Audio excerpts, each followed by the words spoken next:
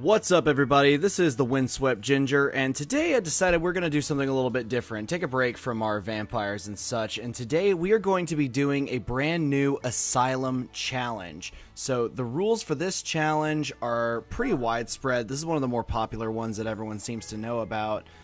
The goal here is that we're going to be doing this on hard mode, so with my primary sim, Mr. Justin Hawkins, along with 7 other sims, we will all be locked in an asylum for as long as it takes. We are not allowed to leave the asylum until I finish 4 aspirations.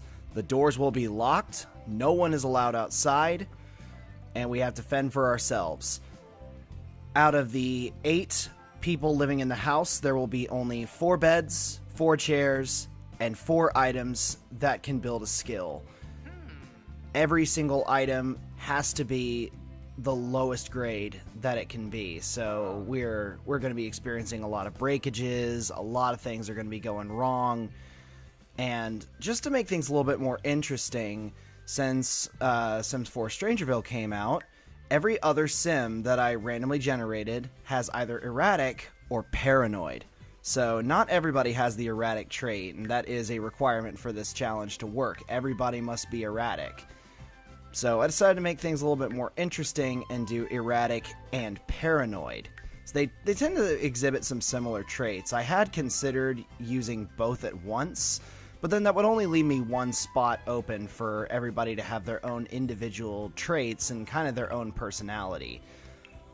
So here we have Mr. Justin Hawkins. He will be our primary sim. So I will not be allowed to control the other 7 sims. There are a few other rules, but we'll just cross that bridge when we get there. Alright, so let's go ahead and take a look at our asylum. Alright, so before we get started, real quick, the asylum that I pulled off of the gallery is called the Windenburg Asylum. So this one here is actually an altered version of Party House. And I've actually used this one before for an Asylum challenge in the past, so in accordance with the rules, there are 4 beds, technically 5. I'm not sure why the builder included this 5th bed, because ultimately it doesn't really do anything, because as you can see, there's no door to this room. Not only that, but you're only allowed half as many beds as there are sims.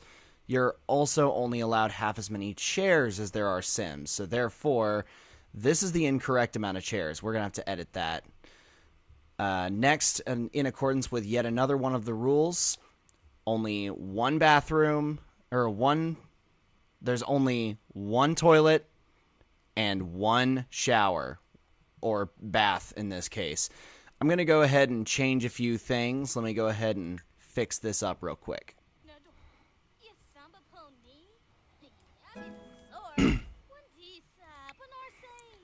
Alright, so now that I've fixed some things up and changed some things around, things are already getting crazy. I can see from the moodlets down here while I was testing cheats teleporting everybody inside, the paranoia has already begun with a couple of our sims. So if I've got to complete several aspirations before being able to escape the asylum, I'd better get started. So the first one I'm going to start on is the writer, the best-selling author aspiration, because that'll be able to generate a steady flow of income. Which reminds me, since we're doing this on hard mode, we can only start with 100 simoleons, and that is all. Alright, time to kick you off. I do not care. I'm not sure if these two guys are having a debate or talking to themselves and still having a debate. So our first book will be a children's book, and you know what? This title is too brilliant. Never eat your pet turtle, and other advice for kindergarten. That's too beautiful. I'm just going to go ahead and keep that. So we're only allowed a certain number of skill-building items in the household, and it looks like I've miscalculated. So far, we have a painting easel, a chessboard, a computer, which you are not allowed to have a computer and a television at the same time. You can only have one or the other. A stereo, and a piano. We're only allowed 4. So let's see. Looks like that stereo has got to go. One of the most disappointing feelings for any sim, the inability to see the welcome wagon. I'm glad to see it actually seems that the patients are all getting along this time. The last time I did the Asylum challenge, these people just didn't even acknowledge each other's existence. They almost never talked to each other. So I tried to give the other patients more social traits. This way they would actually communicate and stuff would happen.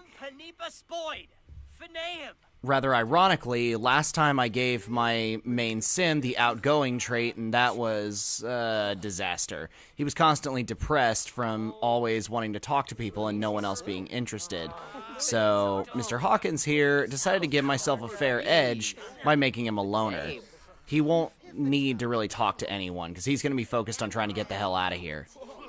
I've attempted the Asylum challenge a couple of times in the past. One of them, of course, with my love of vampires, I decided to make every non-playable sim a vampire in the household. That was a disaster. If any of you would like to try that, good on you, but personally I'm not going to recommend it. Because eventually the vampires would stand just outside, like out on the front awning, out in the middle of the sun, and they just got stuck in a conversation with themselves and ultimately burned up in the sun and died. So I technically lost, but also kind of won by default the challenge just because everyone else died. I was the only one left alive. See, the reason I brought up the Vampiric Asylum challenge is because it's happening again. For whatever reason, they're all worshipping the chess table. In the other one, that's pretty much all they did was play chess together, except the chessboard was sitting in the center of the room and they'd form a little powwow circle. They form a little powwow circle around the chess table and just all talk about nothing but chess. I would occasionally pause just to see what everyone's chess skill was, and before she died, one of my sims was a master of the logic skill. Okay, so my second book will be called Never Eat Your Pet Turtle and Other Advice for Kindergarten, Part 2. Sure. Yeah, the first day always seems to be the easiest, at least in my opinion, because, you know, everyone's needs are high, they're not worried about anything, they're just doing their own thing. Unfortunately, once everyone's needs start getting low, then there's going to be fights over the bathroom, fights over the shower, and the worst of it, fighting over a bed. Looks like the Asylum is already starting to face some issues. If you look at the moodlets down on the bottom of the screen, we've got someone happy, someone tense, I'm inspired, tense, fine, happy, angry, energized. Their emotions are all over the board, and that's only going to spell disaster in the long run. Don't get me wrong, I'm glad they're talking to each other, but I love that everyone's crowding around the one sim who has the loner trait and would love nothing more than to be by himself. Who just spent money? I heard the ka-ching. Oh no, one of them is going to try to cook. Please don't burn it, please don't burn it, please don't burn it, please don't set the Asylum on fire. Or do, that might actually be interesting. Alright, time for the first battle over the bathroom. Miss Ashley Turner's already in there. Gonna try not to bust down her privacy, but I need to pee. Look at that. One day and we're off to a great start. Already got our first step on one of our aspirations. Now we just need to do that several more times and we'll be fine. I'm honestly surprised. I know that self-publishing doesn't yield as much money in the long run, but still, he's actually a decent writer right off the bat. What do you know? Man, this dude is angry at himself.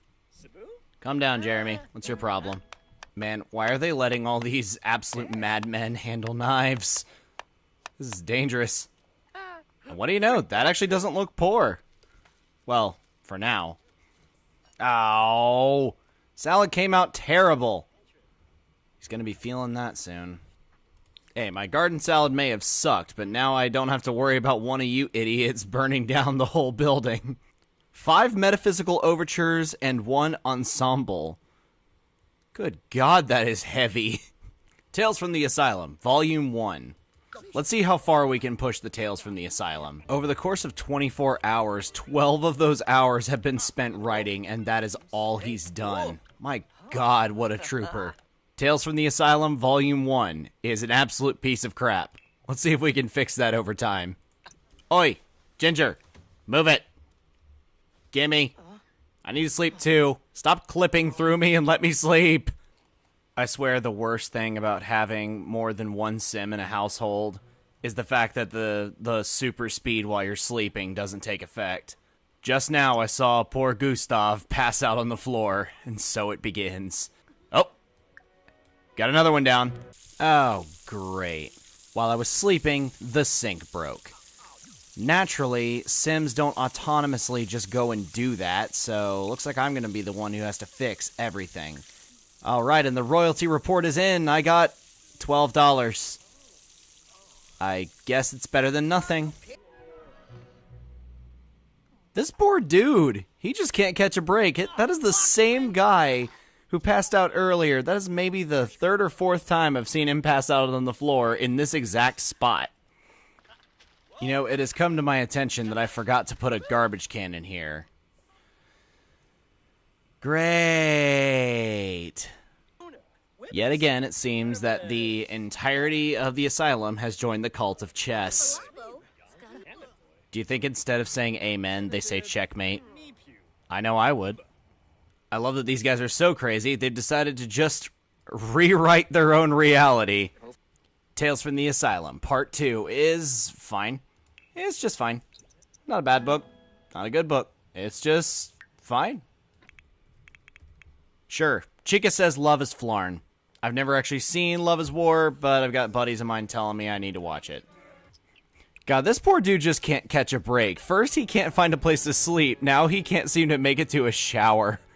Sorry, loser. Stole your bed. Don't even care. Make a run for it. Get to the shower. Fast. Come on, lady. Why are you hovering over me while I'm writing? For all you know, I'm writing about you. Okay, he shuddered at the thought. I am definitely not writing about her. And what do you know? Book probably started off strong with the flirty, but yeah, now he was uncomfortable for the rest of it. Maybe he just straight up didn't want to by the end.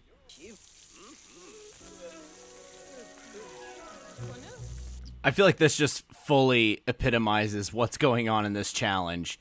Everything is filthy, the fridge is broken, the sink is broken, dude is passed out and unshowered on the floor, and at least one sim's just fine. Yeah, she's totally fine. She's got her macaroni. She's good. She's fine. Honestly, with how much of a rough time this poor guy's been having, I would not at all be surprised if he would be the first one to die.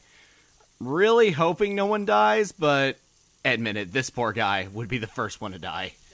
Okay, a bunch of stuff may be broken, but at the very least, the toilet and the shower are fine, so that's good. I forgot that I gave this guy the lazy trait, so he's actually able to sleep in a chair. Unfortunately, this guy seems to only be able to sleep on the floor, so maybe I spoke too soon. Maybe he might actually die. While my sim sleeps, I can't help him, and he's just been standing here for hours. Not even trying to do anything to sustain himself. Oh, he finally moved. Just to talk to himself in the mirror. He's just going to continue to speak to himself in the mirror rather than go right to the fridge and do something. I know that it's broken. That doesn't really mean a whole lot. You can still do the have a quick meal. Why is he not doing it? He's just talking to himself. There he goes again. What are you up to? Passing out on the floor again. Seriously, this guy has absolutely no sense of self-preservation whatsoever. I'd want to laugh, but I almost genuinely feel bad for this poor sim. Okay, he's still a little ways away from starvation and death, but if he doesn't do something about that soon, he is absolutely gonna die. I can't believe I forgot to put in a trash can. Look at this. There is spoiled food. There's just trash on the ground everywhere. Oh my god, this friggin' asylum is an absolute sty. And the computer's busted. Great job. Alright, so now that the computer is fixed, I have a choice to make. He's about to pee himself. Do I actually let him go to the bathroom? Or do I try and force him to start writing and just let him pee himself? And the toilet's broken, so he might end up wetting himself anyway. Oh, thank God. Looks like dude is finally feeding himself. Or at least trying. Considering I just spotted him picking his ear before tossing the salad by hand. And it was terrible. Great job, dude. Even when you're trying to save your own life, you suck at it. Something I was warned about that I hadn't considered, if the embarrassment starts getting up too high for anyone, they might actually die from embarrassment. There's a whole lot of ways that your Sims can get killed in this challenge, even without ever leaving the house. Alright, starting our next book. It's a book of poems. I'm sure that he's got a lot of stuff on his mind, probably thinking about the outside, thinking about feeling the wind in his face again, thinking about seeing old friends again, but right now the only thing that's on his mind is how often the pipes break here, so Ode to a Broken Pipe. Is this dude still starving? Did he even... I don't think he even ate his salad that he made and utterly failed to make. In fact, I think this guy is eating his salad. Wait. He is! What an asshole! Oh my God! I'm pretty sure this guy has gone nearly 3 days without any proper sleep, has barely fed himself. All he's done is stand around, talk to himself, talk to everyone else, and wet the floor. My God, Mr. Handlebars, what are you thinking? Alright, got another book. How did it do? It's crap. Alright, well, looks like you were a one-hit wonder, dude. You had one book that was excellent. So far, the rest of them have been absolute garbage. He's been nominated for a book award.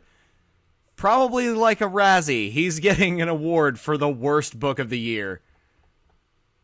Let's write some more poetry. We're calling this book of poems My Friend Gustav. This man's perseverance to not eat, sleep, or really do anything productive to save his own life has inspired me to write a new book. Hey, his books may be crap, but at least he's getting more money just from the fact that he's got so many of them out now. That's a plus. Fire! I knew this would happen. I knew it. And just like in The Sims, everyone, instead of doing something productive, just stands there and freaks out. Except for these two guys. These two guys were actually kind of awesome. Wow. Insurance actually paid us a lot of money. Unfortunately, I'm going to have to spend it. Let's just replace the fridge for now. Alright, now they can finally clean up after themselves. It's about time. Unfortunately, they won't be able to do anything with the stovetop for a while, but I gotta be honest, I don't care. Well, friend, you gonna just wait for your death out here? You're still just standing there. Maybe that's why you got checked into the asylum. You have absolutely no concept of the preservation of your life. Okay, this is going to be a serious problem. They're all trying to cook things, but they don't have a stovetop to do it on, so they're just starting things and not finishing them and just wasting the money. I swear to God, is this what it's like to be a parent? They're eating me out of house and home. No, you get out. Get out of that bed. That bed's mine. Too late. I'm going the way of Gustav. Hey, Gustav, sorry I stole your floor. Perfect. Run for it. Mine. Seriously, I'm thinking about switching over to the painter aspiration here soon, because that one actually yields more money a lot quicker. Just so these guys won't just starve me out. Okay, so just a quick little status update. Justin, other than the fact that he hasn't had fun in a while, he's fine. Let's take a look at Wade Spencer. He's asleep, he needs to pee, but he's fine. Shelley McLeod is very okay, that's awesome. Brad Connors. Actually, it looks like you're on the computer, but you're thinking about getting some food, so you'll be fine. Ashley Turner, a little hungry, but she's fine. We already know how Gustav is. Jeremy Dines is trying to feed himself and failing miserably, but oh boy, he's trying. Eric Bronson, he's feeling good. A little tired, but he's feeling good. Playing chess. Oh my God, I've been talking about it this whole episode and it just happened. Oh God. Oh no. Oh, God. Wait, I don't know if Death can get inside. Where's Death? Where is he? Oh, there he is. He just spontaneously teleported, freaking everybody out. And in the meantime, Justin's the only one who's asleep and not seeing this go down. I honestly feel like Gustav just would rather have died than live in an asylum like this. That's actually kind of sad, but oh my god, we watched how he just didn't do anything to try and save himself. So I'm going to need to look and see if there's any rules about keeping the urns or tombstones. I'm pretty sure I do have to keep them. I was going to anyway if it wasn't a rule. But you know what? I think that's a very somber note that we're going to go ahead and end on. Be sure to go ahead and like, share, subscribe, leave a comment in the description below. Go right ahead and stay tuned, guys, for the next episode. Have a great night.